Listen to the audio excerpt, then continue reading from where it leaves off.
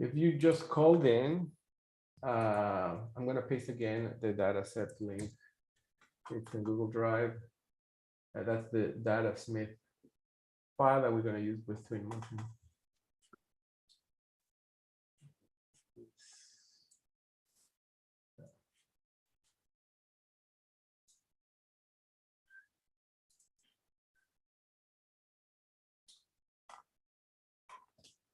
Okay, I see Rajvi here, Tony and Shivani and Namrata, welcome, and Heather.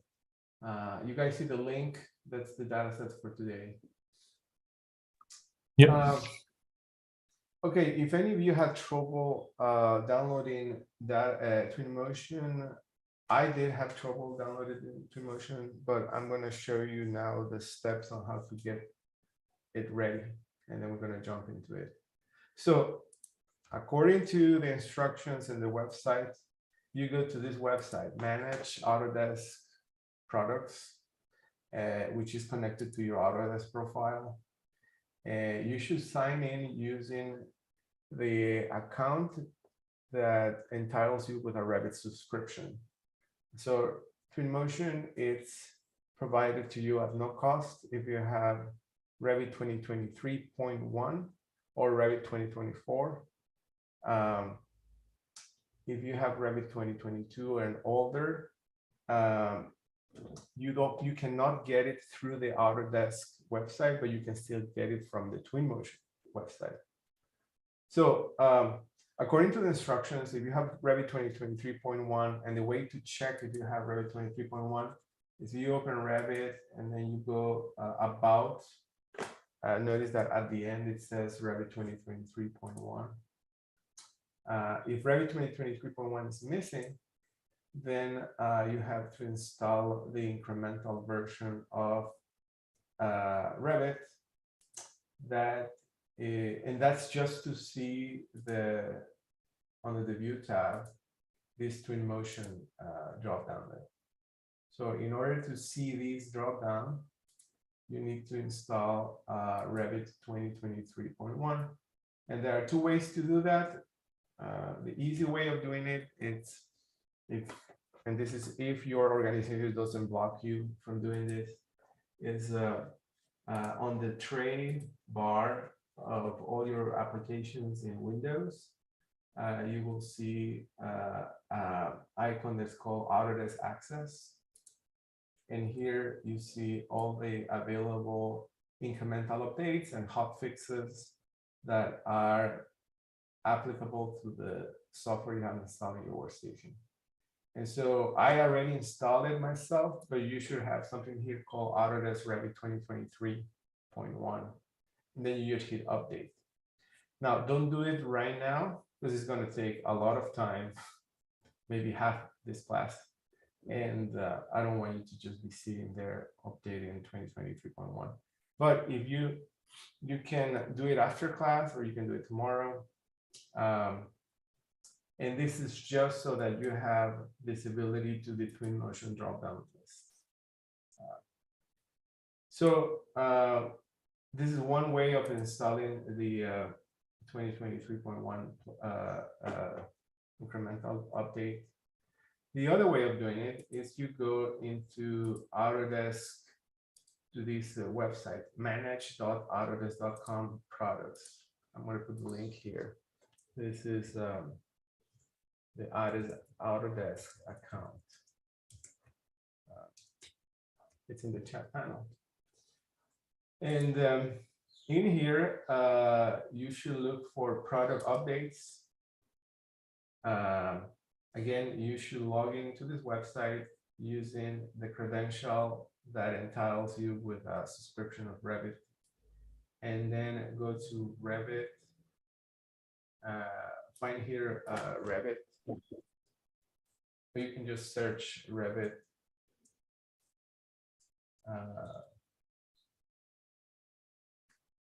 And this is going to narrow everything you're entitled to. And here you're going to see the things you're entitled to. For example, here is the Revit 2024.1 update. And okay. These are additional extensions for Revit that you may or may not want to install. You can also search it by 20, just type 23.1. Oh, I remember that 2023.1, it's available under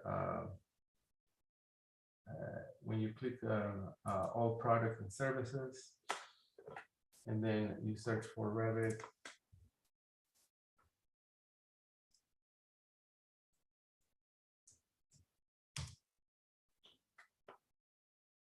Then you see view details for the Revit.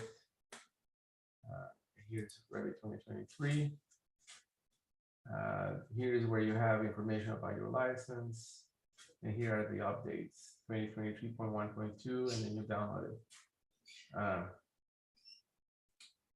So I already had that, and that's why I have the Revit dropdown available to me.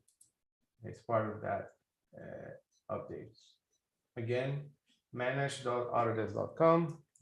Go to products, all product and services. Look for the Revit tool. Select the Revit 2023, and you will see the 23.1.2 update. This is the second method of doing it. The first method is doing it via the Autodesk Access app.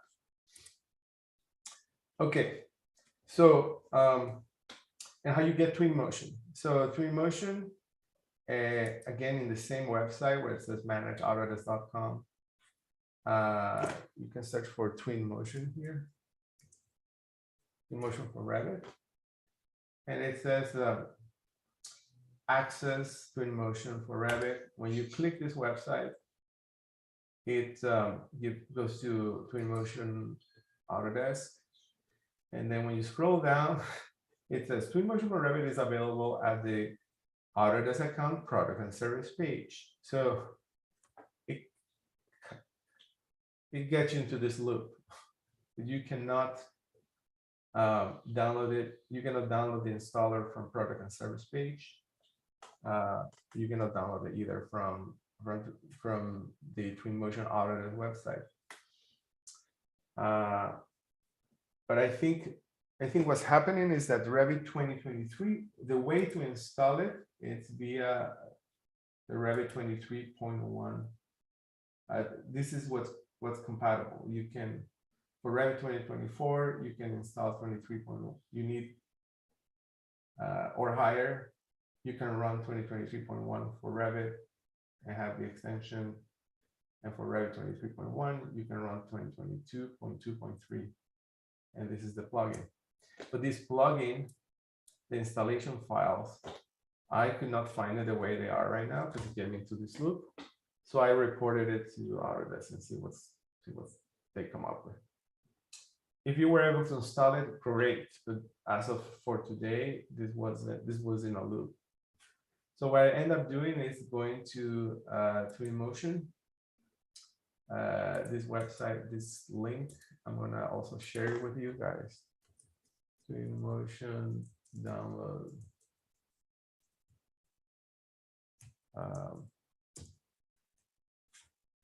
And you can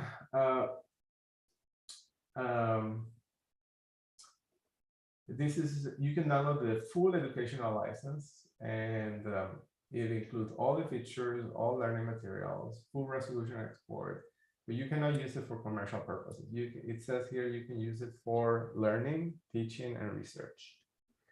And the good thing, they don't check with what credential you have. All you need to do is download it, and it's free of charge. If you want to use it for commercial, it's $500.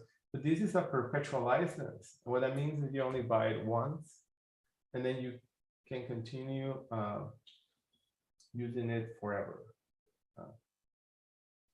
And it's connected to one Epic Games account. So if you click download now on the educational site, it will tell you how much resources you need. And then you need to download the Epic Games Launcher, which is a plugin to install games, basically.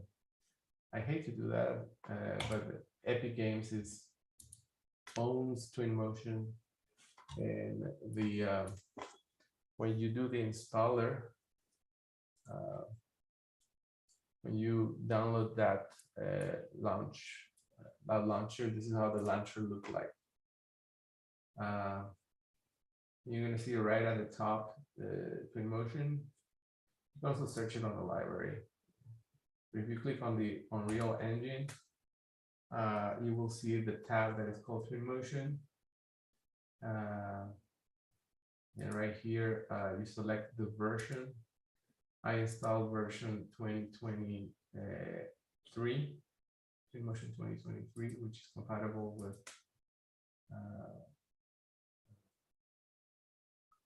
with 2023 and 2024. Or if you don't find it, just go to the library and search. You see here is Twinmotion, and these are the three versions: versions 2022 and version 2023. I installed 2023 because it's the latest version. It's more powerful. It's easier to navigate.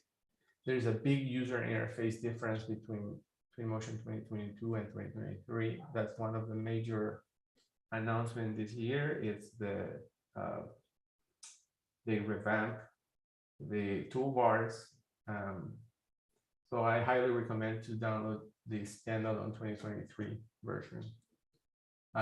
You click install this button. I already installed it, so if I click here, it's going to launch Twinmotion, and then it's going to run as a standalone one. And so I installed it standalone. If you did as well, you can just run it directly from the start button. So in the start button, you find Twinmotion or Epic Games.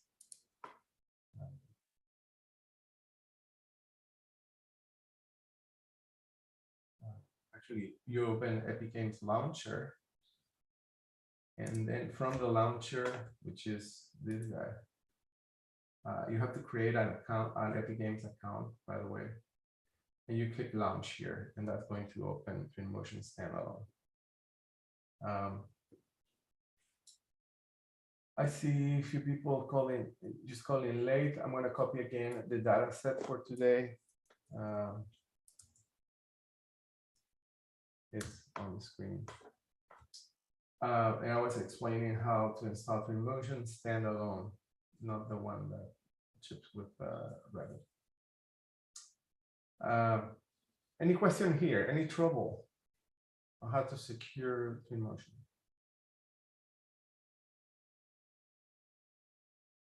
Okay, for Revit LT users, there's going to be a need to export the files to DataSmith, and that is something you have to do. Here's a workaround, but you didn't hear it from me. You can install a full version of Revit in trial mode, and in fact, you know, when you run Revit viewer, the Revit viewer, it runs Revit, but it doesn't allow you to save anything. The viewer it's meant to open a Revit file, look at it, play with it, but you don't have no idea to save the file or to enable work sharing. But with the viewer, you have the ability to install the DataSmith plugin. And so you can, if you're working in LT, open the file using the viewer. You're not going to make any change. All you're going to do is install the DataSmith plugin, and then export the datasmith file, which enable you to connect to Twinmotion. The datasmith plugin is available in the Twinmotion website as well. So here, if you follow the link that I share above, here are the plugins for the different CAD files. And so there are plugins for 3D Max, ArchiCAD, Form-C, I didn't know it's still around. Navisworks, here's for Revit, and this is the Datasmith Exporter plugin. You install it, it will be installed on the viewer, and then you can export it. Export a DWG, a Revit file in Datasmith. So after you install that installer, you'll see a new tab called Datasmith, and make sure you select the view. Prepare the view you want to export. So I prepared this view. This is how we end up last time. I end up adding this little chalet or storage place. And then I export the datasmith file, which packs the geometry. It breaks the geometry by categories. So everything that is part of the category of roof, floors, is going to be treated as different containers of geometry. And also export the textures as JPEGs. And all those, both the geometry containers and the JPEGs are readable by Twinmotion. So in the link I provided to you, that's what the Datasmith files are. The Datasmith export assets are a breakdown of the different containers. So these are meshes grouped by the different categories and their element IDs. And then it has the JPEGs that coming from Revit associated with those particular elements. Okay, that is like the, that's how you install Twinmotion standalone. The best of the scenarios is you have a full working version of Revit 2023.1, and with that, you get Twinmotion a drop-down list, and then you can open the file, this file directly with Twinmotion. Now I don't I don't know how many of you were successful in installing it this way. But let's open the file from the link I shared with you. So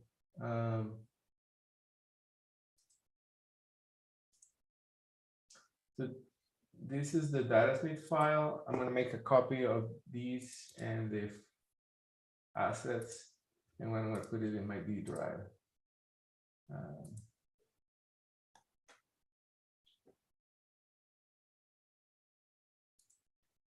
All right, so what's Twinmotion? Twinmotion is it's a powerful rendering engine that allow you to create live rendering and animations with no time. It's a real-time 3D visualization. And it's full of assets that are used by game design. And while Epic Games started as a company that produces games, it now expanded it has expanded to different industries, including architecture, automotive, fashion, product design. What's great about it is the high degree of photorealism, and it's the preferred tool for to creating high photorealistic outputs.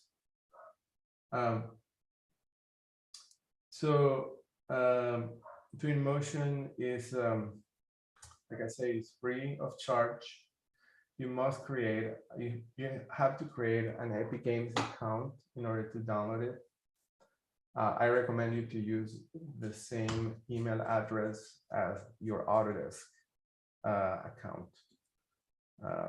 as the one you use in the Autodesk account. It's just easier to keep track. Once you log in, you have access to the download and try it button. If you haven't signed in, this button will not be there. Okay, let's look a little bit how Twinmotion works. And so using the launcher, the Epic Games launcher, and this is the standalone version. Epic Games launcher, which should be on Windows. Then you launch Twinmotion directly from the library of software that you have available to you or you're entitled to. And so I click launch, and this is going to open Twinmotion in the background. If you were lucky to install Twinmotion directly from Revit, all you need to do is go to Twinmotion here, and here open in Twinmotion, and it's going to export all the visible objects in this 3D view in a new session of Twinmotion. So I'm giving you the two options because I know there are two groups here that have different installation processes. Okay, so I run in the standalone version of Twinmotion. It opens this scene, which is a generic scene. Notice that there's a big disclaimer here that 2023.1.2 is not for commercial use. So you cannot use it for commercial outputs. The user interface has been highly simplified in the last version. It's super intuitive, in my opinion.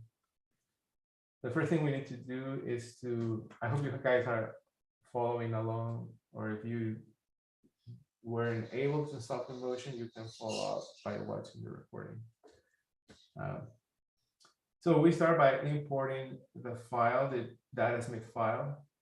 So you go to import, then click the plus sign.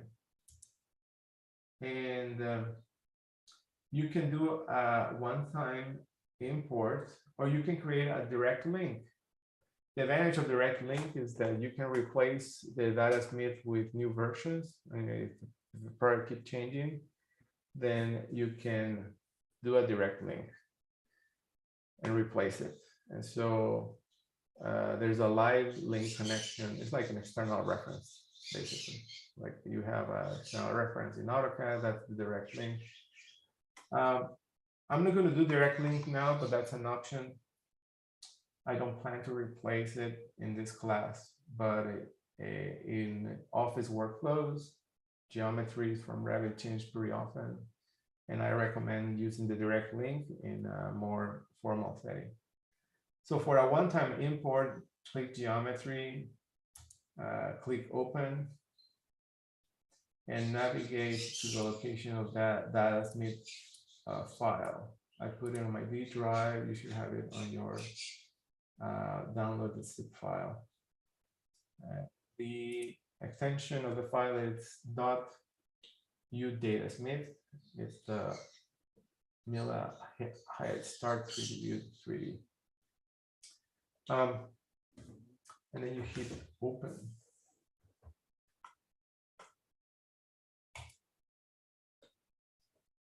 You have some import options. Use the default ones like collapse by material. That's important. That means that elements that have the same material will be aggregated as part of the same container folder. And then it tells you where the files will be stored. I'm not going to change the options. I'm just going to hit import. This is reading the data coming from Revit, and you get this camera view. This is looking at the raw Revit materials. And let me explain a bit how to navigate. You can zoom in and out using the mouse wheel. If you press the mouse wheel, you can go up or down. If you click the right mouse right mouse click, it's like orbiting. So Lindsay says you got missing files when importing, and make sure that both the folder called assets and the datasmith are in the same location. So you need these two folders in the same place. It's not enough to bring the datasmith, but the folder needs to be there. Maybe you didn't unzip. Make sure you unzip it, and these two, both the datasmith and the asset folder, are in the same location. And is it okay that the assets still live in the folder? Yes. Or do I? Okay, because I think that's how I brought it in and still got that message. But let me try it again. Yeah, these two the folder needs to be unzipped, and it needs to be living with the same name next to the. These two have to have the same name, so hopefully you didn't rename it. And when import, it should automatically detect the assets. And if it's asking you missing assets, after doing that, you can, I think, give you a chance to find the path. So you give it the path of this folder, the asset folder, and it will take care of all of the assets. Okay, I'll try that. Thanks. Yeah. Let me know if it didn't work. Okay, so anybody else have a question? So this is the Miller house. Notice that all the families are imported, and the RCP families that look nice in Revit, they look very, they don't look that nice in here.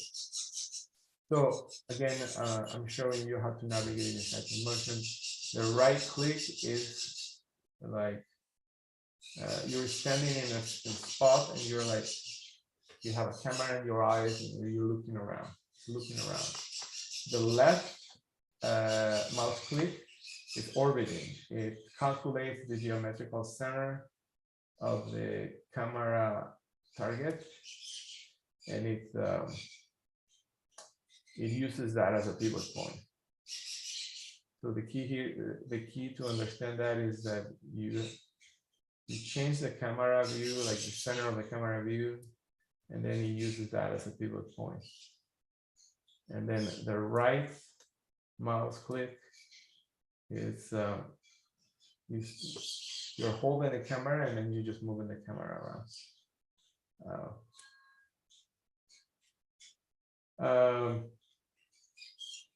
So some parts of the user interface,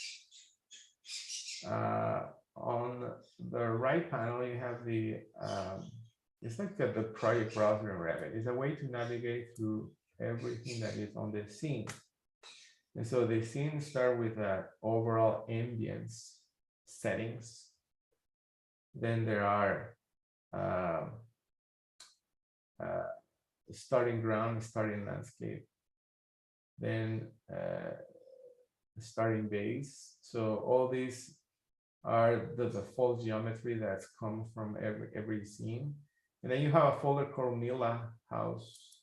And these are the containers of geometry grouped by different materials. And so you're going to see that you can control the display of these geometries by clicking the icon. For example, if you want to switch off the wood vertical, then you see how all the walls are switched off because that's part of a single material.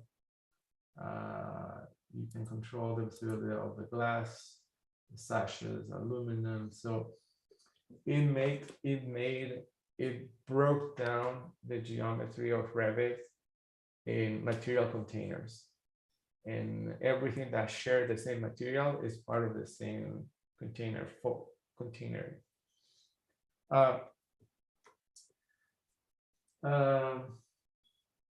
And let's see, were you okay now with the missing things? or did not I get don't know if it's resolved? just my computer being tired, but it was able to open the file. There's just some components missing, but I think it's fine. I'll try it again later after like restarting. Okay. But do you see you have what I'm seeing on my screen? You see I that? have some of that. Okay. If it's missing components, probably missing the JPEGs, but that's fine because most of the time the material, and I hate to say that, but the materials in Twinmotion are all physically based materials, and they have a higher resolution, they're better constructed than the materials in Revit. So at the end of the day, if you're missing a texture, we're going to replace it with textures in Twinmotion. Now notice that the trees are not exactly photorealistic trees. And Twinmotion comes, and these assets, the families make sense for a rendering in Revit, but in Twinmotion, these trees probably don't make a lot of sense. So we can delete them. Just click on one of these trees and then hit the delete key. Or that you can delete it, or you can freeze it. If you freeze it, you just switch the eye off of the RCP plan. When you select something, you can hide it using the eye tool in Twinmotion in the scene browser. The same is true with the car. This car is no longer that fancy car in Twinmotion. So the families don't travel very nice. And most likely they need to be replaced by a true asset in Revit in Twinmotion. So I'm going to select the asset of the truck, which is called RPC material, and switch it off as well.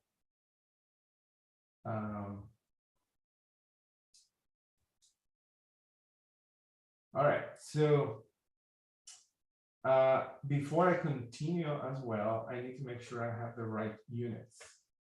So Twinmotion is a European product. So whenever you start something, it starts the scene in metrics.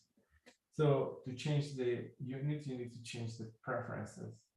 So you go to edit, the edit button, and the last icon, it says preferences. And the first drop-down menu has the unit system. Change that to feet. And this is so that the measurements are correct.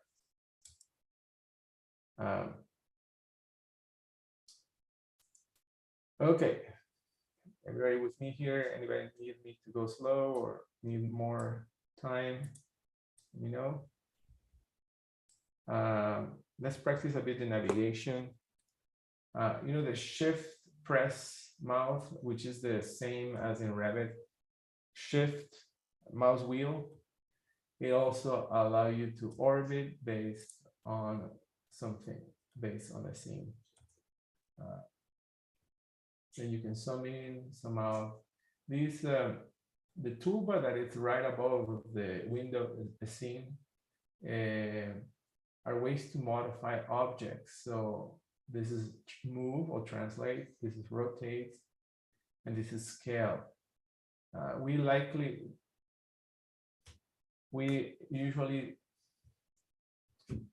don't, here a second, I'm gonna switch my phone here.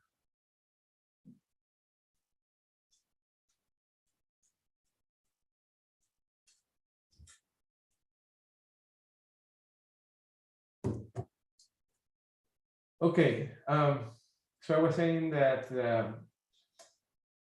these modifiers are intended to move Revit geometry, and what that means is that it identifies an object, and then it displays it, and it remember that movement only within Twinmotion. So if you replace, let's say, the data smith later, the element's still going to show displays because Twinmotion remember the effects of all the modifiers on existing elements with Revit IDs.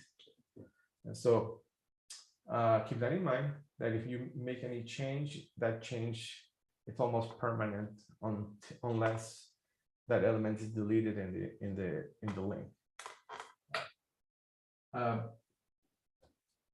Okay. Also, these materials that you see on the screen are the materials coming from Revit. One of the first exercises we're going to do is setting up the terrain, then retexture existing surfaces, and then adding a lot of different assets. So let's start by looking at the environment. So when you bring a new project from scratch or from Revit, there's a default starting ground. So if you see in the scene browser, there's a container called starting ground. That is that flat piece of ground that appears, it's aligned with the elevation of the origin in Revit. You may choose to keep it or not. And there's also something called the starting landscape. The landscape, you see those, the landscape is like a 360 spherical image that is applied in the far extent of the scene. You can switch it off. You see, by default is this like mountain stuff. In fact, we can delete both. We can switch off both of them, the starting ground and the starting landscape, because that's not how this project is expected to look like. And then I'm going to bring some default scenes. And so on the left panel, you will find the library of assets, materials, vegetation, objects, characters. I'm going to do a little bit of everything.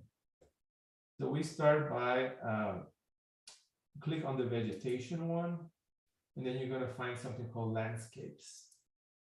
And there are all these different, there are two types of landscape, flat and rocky grassland.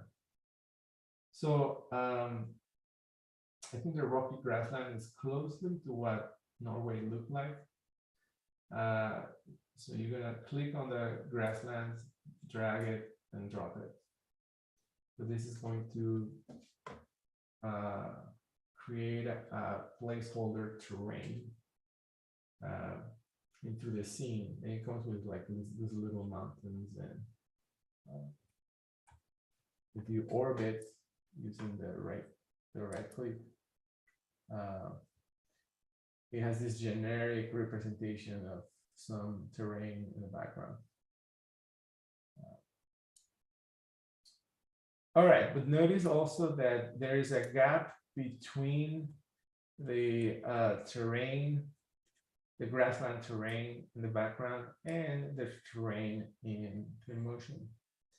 And so what we're going to do is we're going to start to sculpt the terrain to fill the gaps between the Revit topography and the landscape. So I'm also going to switch off the plants. So if you click one of the plants, it's going to select all of them. And when you select something on the screen, it automatically highlighted in the scene browser. So when I click the tree, the RCP plant I pops up, and you can switch it off.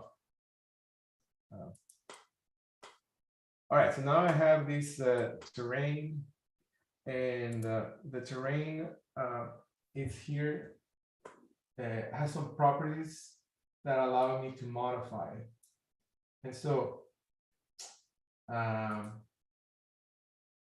again, I notice how when you select something on the scene, it automatically highlighted on the scene browser, and it will display ways to modify that object in the lower panel. So, for example, if I select these geometry, this is the topography coming from Revit. If I click on the landscape, then the panel below the scene will show me ways to change and modify that landscape file. And so the landscape terrain has a tool called Sculpt and Paint.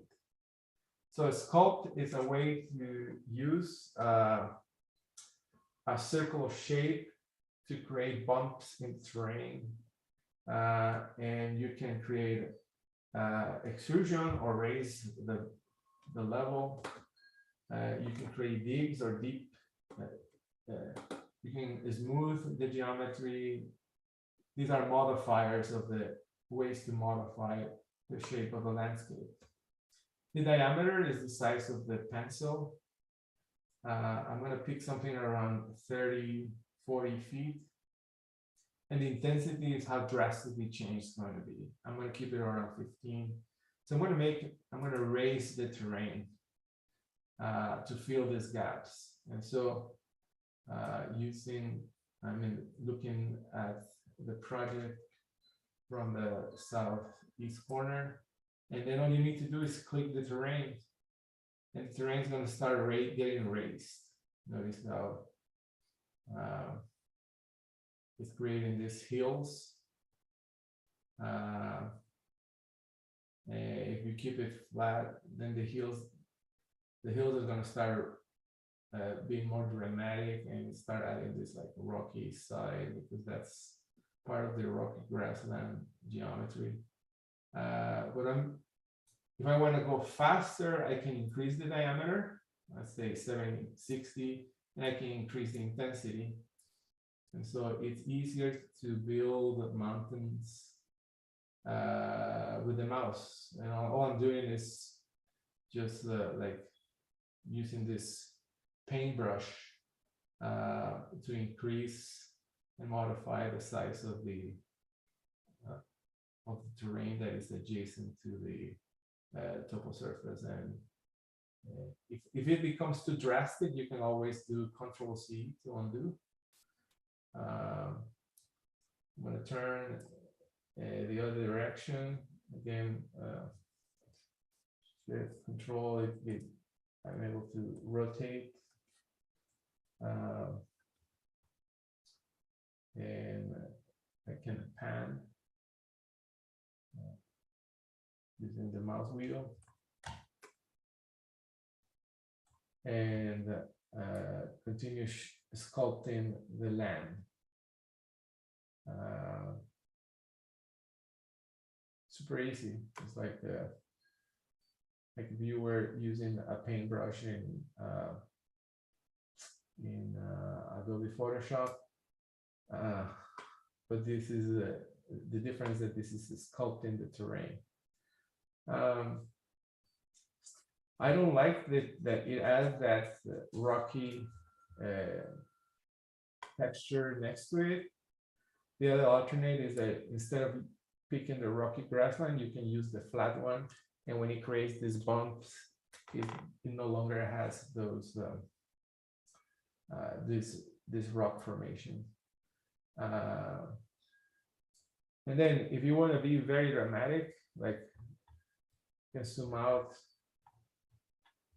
and increase the diameter, make a really big diameter, increase the intensity, and I can build mountains in seconds. If I know that the north side is a hilly side, then increase the diameter, increase the intensity, and I build a mountain in just a matter of seconds. You can also use the modifiers to like smooth the surfaces. Like if it becomes like too bumpy, smoothing will make it the bumps be less pronunciated. And you can also use the flatten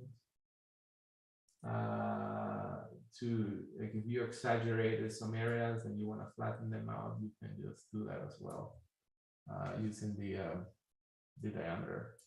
So this is all a very easy exercise. Again, you can raise it, you can dig, create smooth surfaces. We're gonna raise it around here as well. Just creating the hill that is adjacent to the site, and that gave me a little bit more context.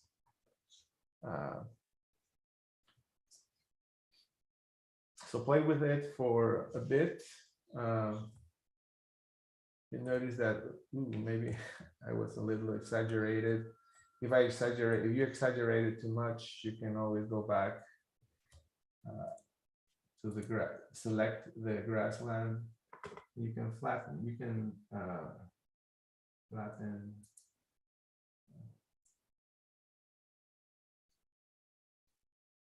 Or you can, if you click dig, it's going to remove soil instead of adding soil. And removing soil from here.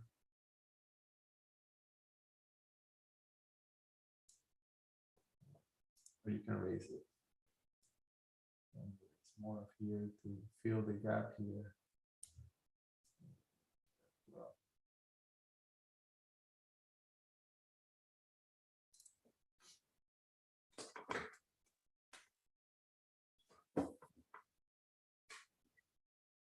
There's other options here called erode and flatten. Erode makes the hill erode. It makes it more bumpy. Whenever you click something, it erodes it. And noise, it creates like a wavy surface as well.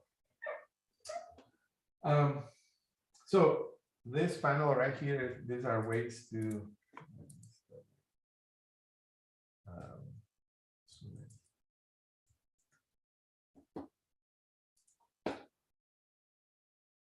yeah, these are ways to change and modify the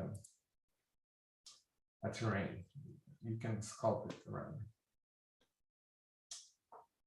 Okay, now that I have a little bit more context, I'm going to zoom closer to my file. Oops, I'm going to stop doing, you can escape to stop, to cancel the creation of elements. I'm also going to select the car and switch it off because I don't need the car.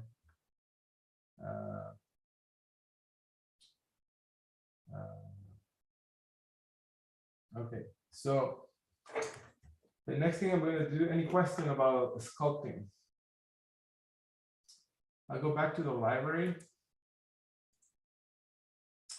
and I'll click on the ambience here. Ambience are the global settings for lighting, cameras, and image settings. So when you click the ambience in the scene, you'll have access to the global lighting. And here you can pick the time of the day. It's nighttime, daytime, afternoon. So you pick the time that works for you, and it's super smooth and it's very accurate. It also allows you to measure the intensity of the light. So if you move it to the right, there's more daylight. To the left is less. You can also pick what kind of weather you need for the environment. So right now it varies. So there are two horizontal sliders here that goes from sunny to rainy to sunny. So if you grab these lighter,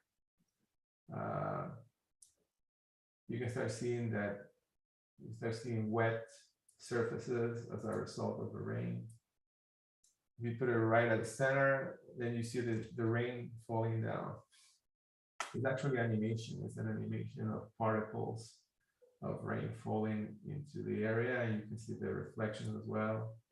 And then you can get it back to the full sunny dry. So dry and wet. This is the dry and wet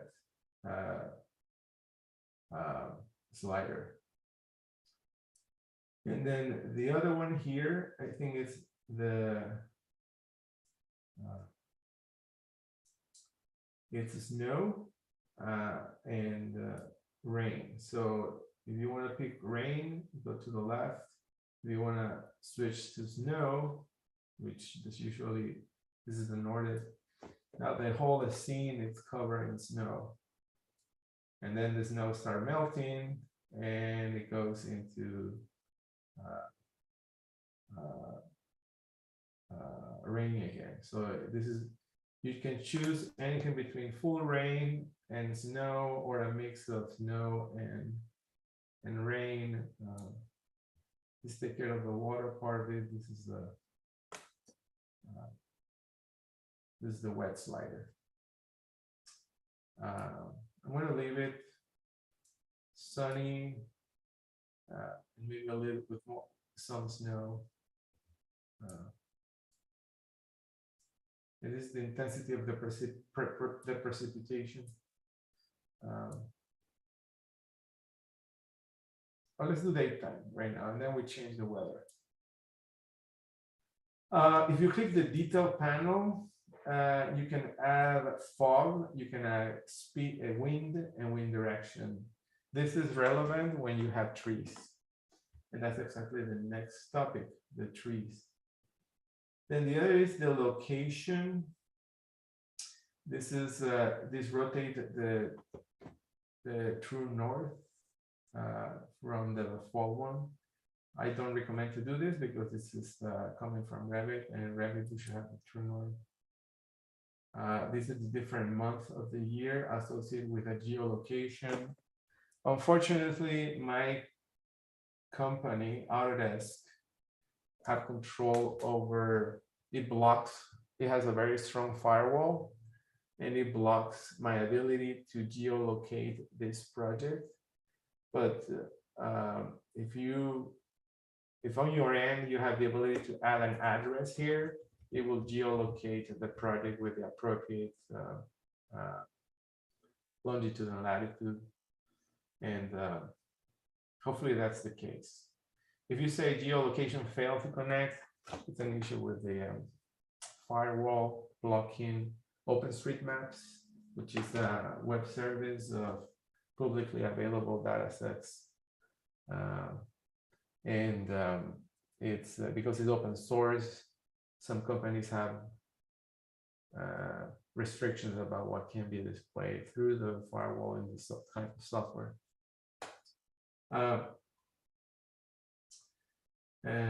Here is the HDR environments. You can enable a different sky dome or a background HDRI. The type of horizon. You can enable like a picture horizon. You can add an ocean in the background as well. Okay, so let's add vegetation. And again, if you are curious, you probably jump right in the library. If you click, if you click vegetation, now you have access to trees, bushes, grass, flowers, detailed grasses, rocks. Let's start with the trees. So when you hit trees, this is a huge amount of different trees, and they are named after their typical name. It has a figure so that you have a sense of what the scale is of the out-of-the-box size. Apricots, Japanese. These far exceed what you had available in Revit. But if you're looking for pines, you can just type pines in the search tool. Give you some pines like this. And when you hover over, you see this image coming on the right of how it's going to render. And so it is very accurate. It reflects the actual tree maturity from young age to mature age. So landscape architects love it because it represents this, it has this level of accuracy of how a tree grows over time. Let's pick this Austrian pine.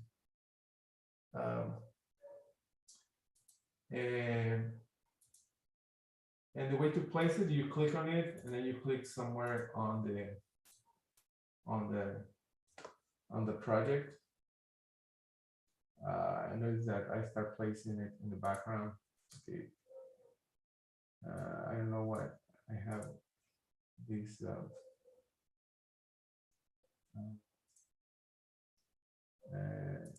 If you click this button here in the upper right side, it goes to the full extension.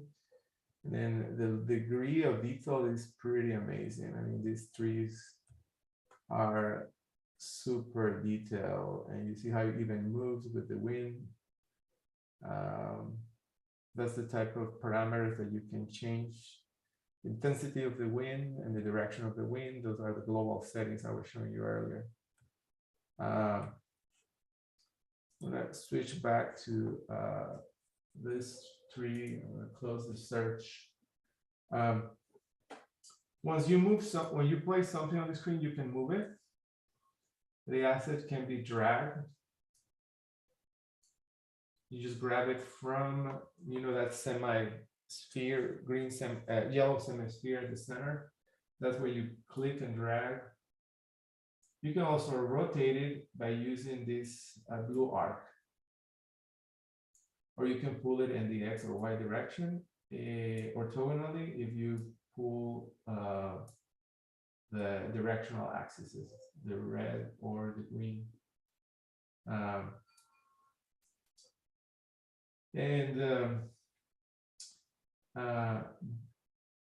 You can also, when you select a tree, notice the parameters here. You can choose what age the tree will have. And right now it's a 50% maturity, and it gives you the accurate length. It's 53 feet for a middle-aged tree. You can change, if you want a younger tree, you can reduce it using this slider. Or a mature tree, it can get up to 90 feet high. You can select what type of foliage you will use for this. I recommend to do it auto, because auto will read the parameters of the environment and will change that. For example, if you pick the month in the fall, the automatic season will adjust it. But if you want to force a tree to display a certain season, then you can do that. I think the pine trees conifers are always green, are evergreens. So I don't think you will see a lot of changes. But if you have another type of tree, you can change. You can force the default foliage to be different. And you can go very deep, like what kind of tint the bark has, what kind of tint the leaves, etc. And so try bringing, I don't know, another type of tree, the Norway spruce. So just click on it, click on the space. Here are Norway spruce, you can move it using the yellow semicircle. You can continue adding more of them. You can copy paste. If you copy paste, it's going to place it in the same spot. So you either Control C, Control V, and you want to create a new copy. And you just need to move it, displace it to a different location. You can add bushes. There's all this different type of bushes. Something that might grow on that.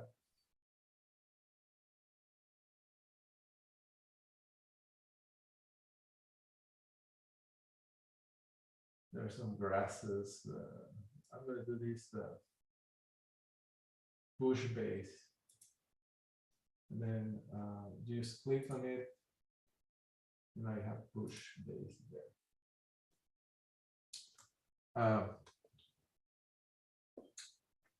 Any question about if you select the bush, for example, it also has what is the size of the bush.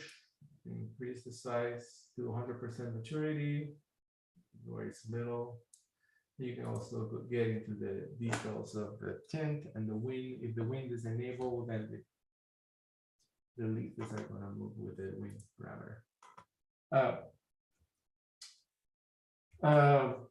Now, place instance by instance is a lot of work. So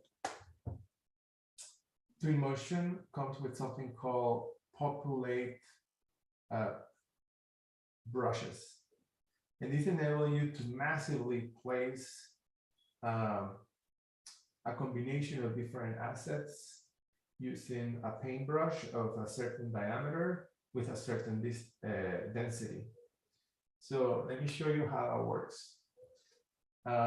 Instead of doing these trees one by one, I can populate different types. So click the populate button here in the middle, and we're going to create a foliage.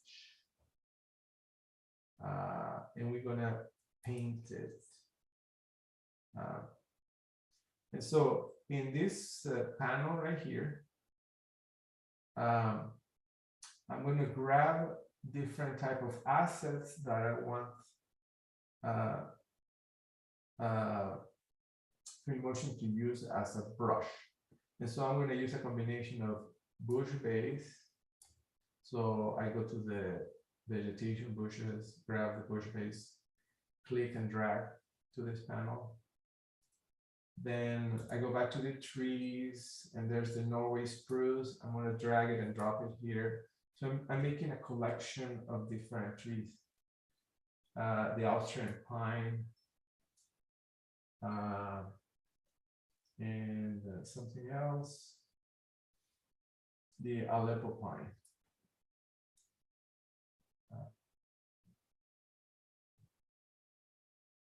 And then I have what is the size of the diameter I want that to be at.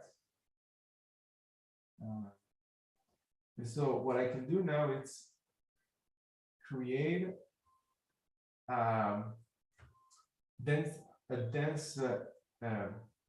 create a density of foliage just by clicking here.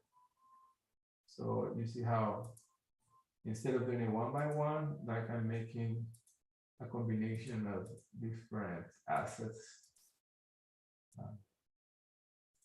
And using a matter of seconds, I build an entire forest. Because my diameter is really big. This is a combination of different trees.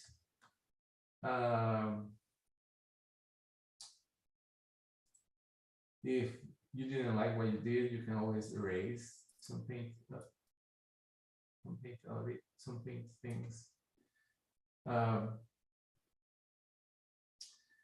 And so in the scene, this is going to look like a painted vegetation. You can also switch it off if you want. this was the result of the combination of all these different assets. And you can increase the diameter. The larger the diameter, the more assets you can do in a single click. And now I convert all the north side with ton of trees. Now I have a huge forest. Doing this instance by instance will be a pain in the butt.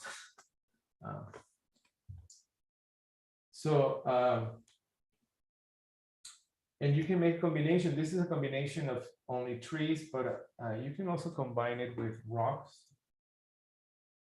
For example, notice that in the scene I have the painted vegetation as a single entity. You know, this is single geometry where it was built using the same things. And then I say, you know what? The bushes don't need to go here. So I select the bush from the panel and I delete it. And so the paintbrush updates with only 3 types of trees. And if I decide, you know, I need a different type of tree, or if I go to the library on their objects,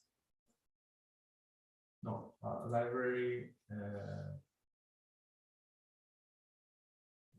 there are some vegetation, rocks. All right, let's say you want this type of rock to be part of the paintbrush. Just drag it and drop it here. And then you see how everything got updated. And you say, oh no, that's too dramatic. I'm going to need to remove this from the paintbrush. I'm going to just do smaller rocks. You can pick each of the trees and decide the age. And in fact, you know, if you want different Norway spruces size, you just drag it and drop it. Again, Norway spruces. You have 2 Norway spruces, but one is going to be like 50% of the age.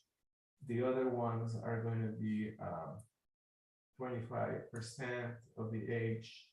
And I can add again the same tree, Norway spruce, drag it and drop it. And then these other one is going to be a smallish one. And so now I have a variety of the same species with different maturity levels. And the paintbrush automatically updates as needed. And I'm adding more of those here. Any question? Painted vegetation, I think is the best thing.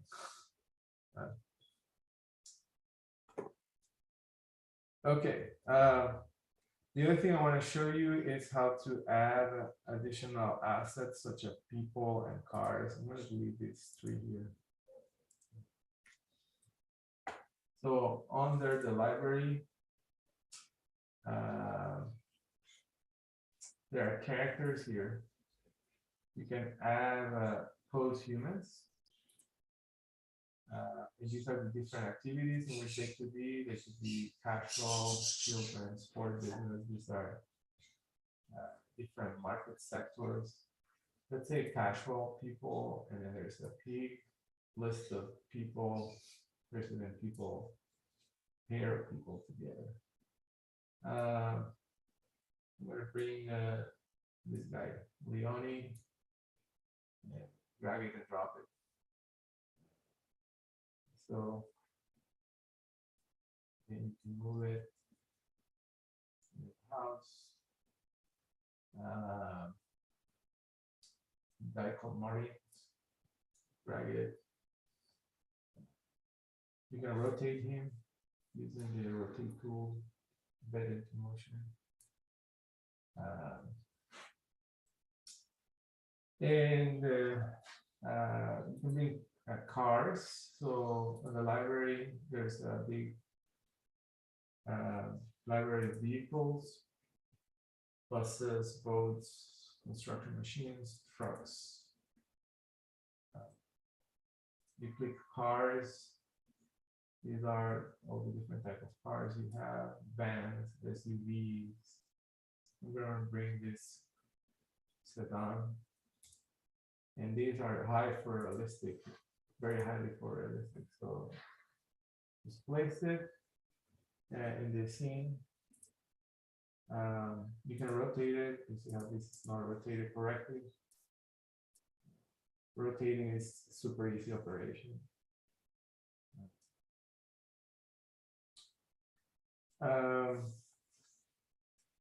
You can also add animated characters. So on the library characters, there's something called animated humans. And these are the names of different type of people. Pick any of them. I don't know. I'm going to bring Helena. Drag and drop. And now Helena is doing, you have some actions. Now you will do this to export movies or to create animations. You can, in the parameters of Helena, you can change the color of her clothes. You can make her speak instead of talk. She can be sitting, or she could be dancing, or she can walk. When she walks, the stage is same place. So the pose have all the different varieties, and you can also make her like pick a pose and change the style of the pose. Right, this is one way of speaking. Speaking number 3, speaking number 1, and it can be varies the mannerism in the hands. Or the way it sits. Sit pose number 1, sit pose number 2, sit pose number 3, 4, and 5. The beauty of this is all borrowing the technology that is used for game design, applied to architecture representation, and it's super easy to use.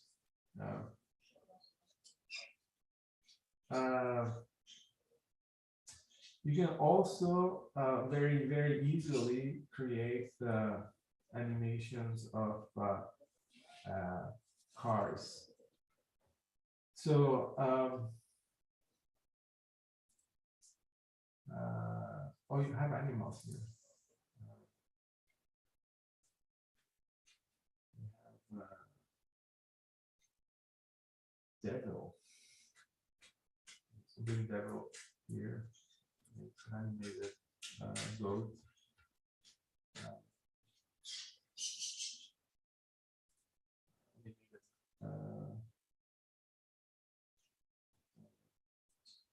Dog.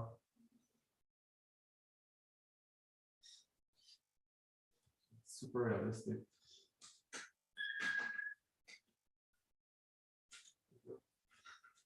Dogs. And you can also build this. Go back to the library.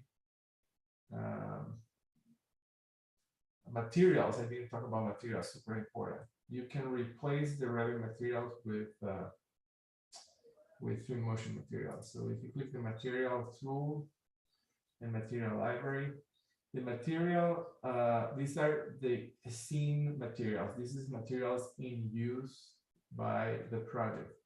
So all of these were imported from Revit.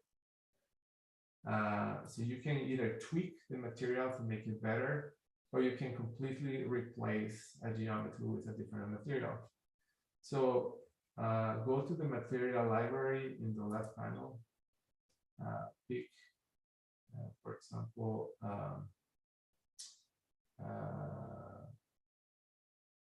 materials.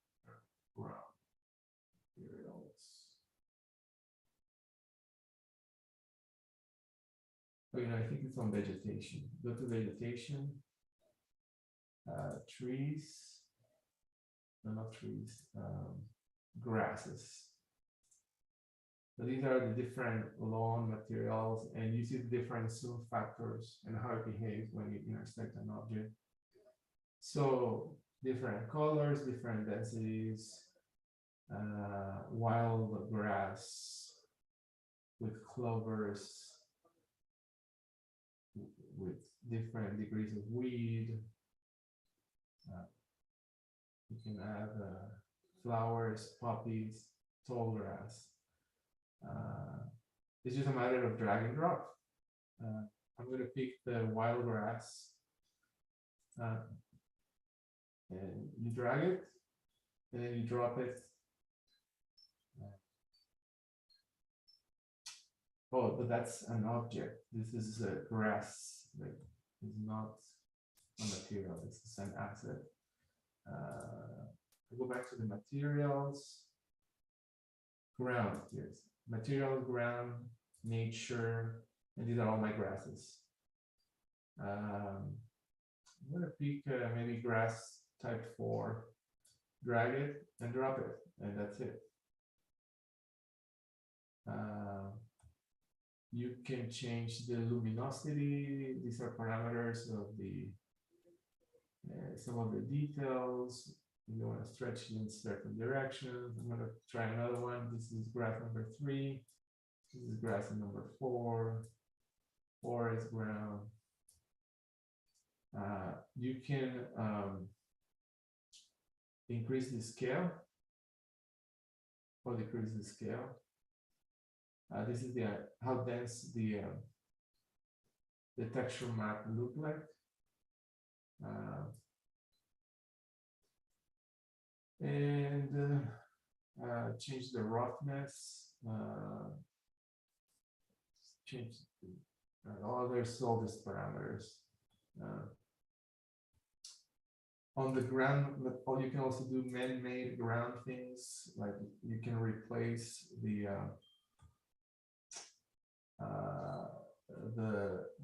access road with some kind of this is cobblestone, bricks, grassy cobblestone. They have so many type of ground. Let's do this stone flooring. Just click and drop on top of here, and now it's replacing it with the cobblestone.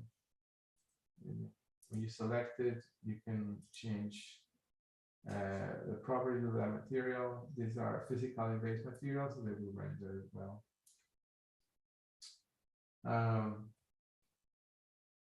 And then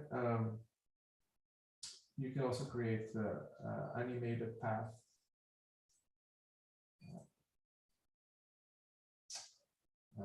To allow, for example, people to move from one spot to another spot. You do that, where you do that. Is the populate? Yeah, populate path. I will do a vehicle path. And using the vehicle path tool, I create a polyline. And I say in this key, there's going to be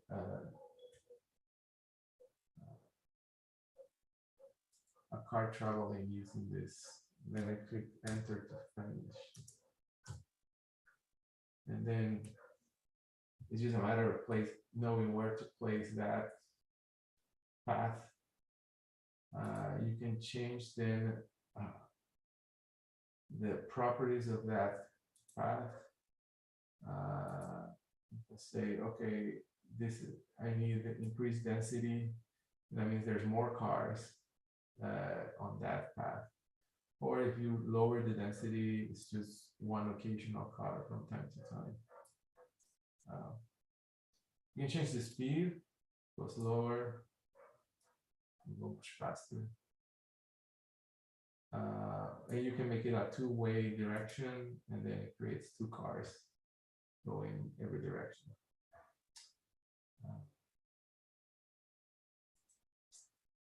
So this is just a brush on how Twinmotion works. Once you have a scene that you like, that you think you want to render final, then you go to the media here, and you say, okay, this window, I want to render it, and I want to export it as an image. So I click add an image, and then I have properties of that image. You can change, you have an opportunity to do pre-processing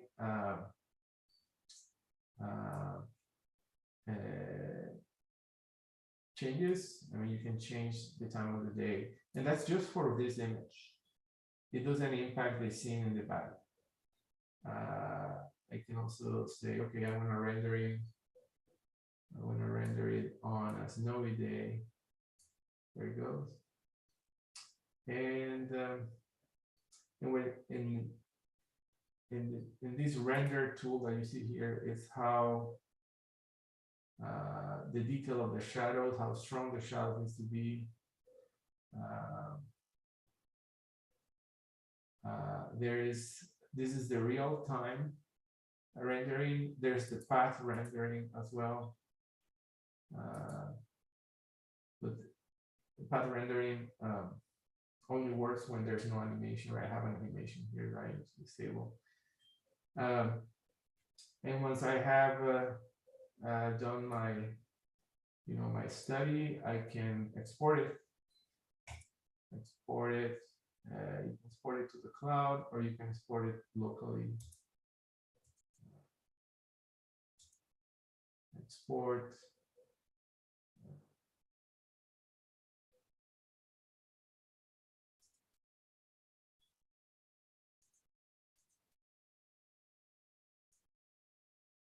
Export image. Export image. Select it. Here's I'm exporting a JPEG.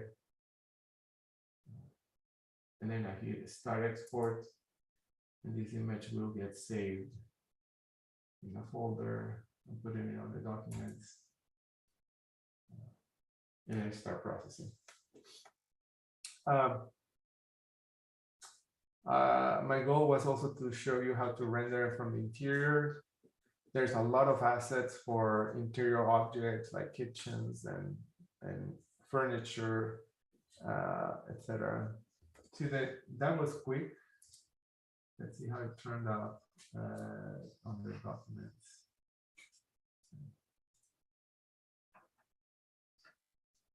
That's 7 here.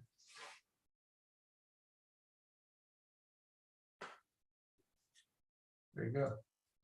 So in matters of, you saw in just a few seconds, I created this rendering of a snow.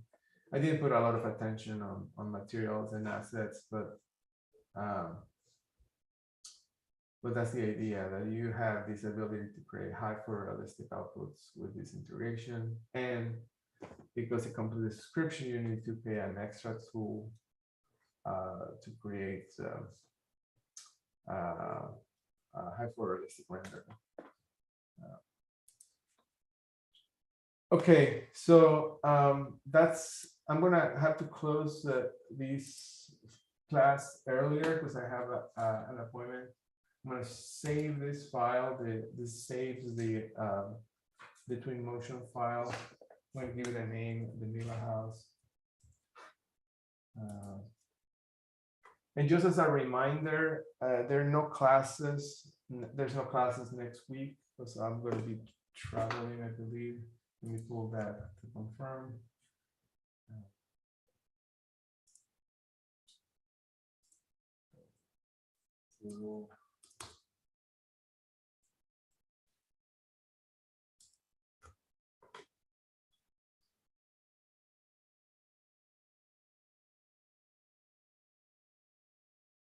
Yeah, so I'm absent from the 4th to the 13th. Sorry about that. I'm traveling to Europe.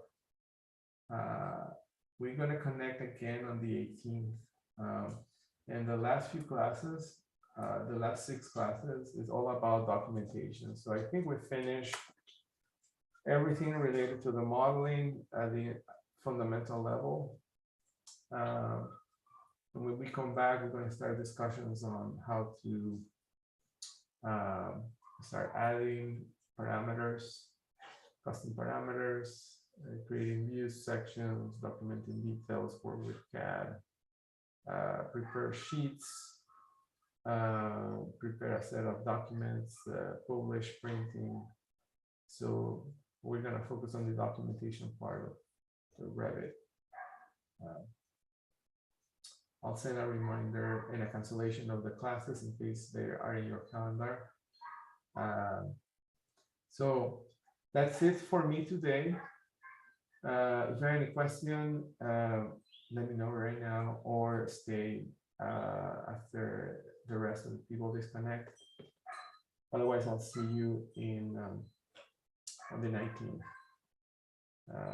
Have everyone a great evening. Thank you, Thank- Cesar. Thank you. All right. Bye. Have a good one.